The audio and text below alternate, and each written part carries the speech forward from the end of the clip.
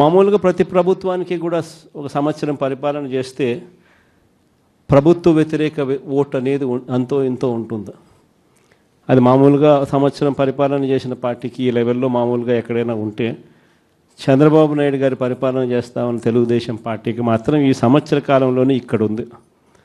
ప్రభుత్వ వ్యతిరేక ఓటు అనేది ప్రజలు కూడా ఏ స్థాయిలో చంద్రబాబు నాయుడిని ద్వేషించుకుంటా ఉన్న పరిస్థితి ఉంది అని అంటే, ఆ ద్వేషం ఈ స్థాయిలోకి ఇప్పటికే సంవత్సరం కాలంలోనే వచ్చింది.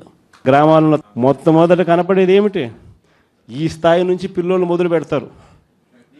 ఈ స్థాయి నుంచి పిల్లలు మొదలు పెడతారు. చంద్రబాబు నాయుడుని ప్రశ్నించడం, చంద్రబాబు నాయుడు గారి కార్యకర్తలను ప్రశ్నించడం, చంద్రబాబు గారి నాయకులను ప్రశ్నించడం, ఈ స్థాయి నుంచి చిన్నపిల్లలు సైతం మొదలు పెడతారు.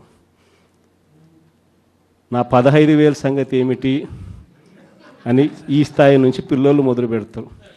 ఎన్నికలప్పుడు ఏమని చెప్పాడు? ఇంటింటికి పోయాడు, ఇంటింటికి కరపత్రాలు పంచినారు, ఇంటింటికి బాండ్లు అన్నాడు, ఇంటింటికి పోయి ఏం చెప్పినాడు? ఇంట్లో చిన్నపిల్లలు, మీ ఇదే పాలకొల్లు నుంచి వచ్చిన కార్పొరేటర్లకు అయితే ఇంకా బాగా చక్కగా తెలుసు. ఆ మంత్రి రామానాయుడు అనే ఆ మంత్రి, ఆయన మాట్లాడిన మాటలు వైరల్ అవుతూ ఉంటాయి. ఇప్పుడు ఈ రోజుకి కూడా సోషల్ మీడియాలో ఆయన మాట్లాడిన వీడియో టేపు. ఆయన ఏమన్నాడు? ఇంటింటికి ఆయన పోతాడు, ఆయనతో పాటు కార్యకర్తలు అందరినీ పంపించాడు. అక్కడ పోయి ఏమంటాడు? చిన్నపిల్లలు కనపడితే నీకు 15,000, నీకు 15,000, నీకు 15,000. అదే ఇంట్లో నుంచి వాళ్ళ అమ్మ బయటకు వచ్చింది, పిల్లల అమ్మ, వాళ్ళ చిన్నమ్మ. వీళ్ళు బయటకు వస్తే వాళ్ళని చూడగానే, వాళ్ళని చూసిన వెంటనే నీకు 18,000, నీకు 18,000, నీకు 18,000 అంటాడు. సంతోషమా అని అంటాడు. మళ్ళా అంతలో ఇంట్లో నుంచి ఈ చిన్నమ్మలు, ఈ అమ్మలు, వాళ్ళ అమ్మలు బయటకు వచ్చినారు. వాళ్ళని చూడగానే నీకు 50 ఏళ్ళ వయసు కదా, మీకు 48,000, నీకు 48,000, నీకు 48,000 అన్న మొదలుపెట్టినాడు. అంతటితో ఆగల.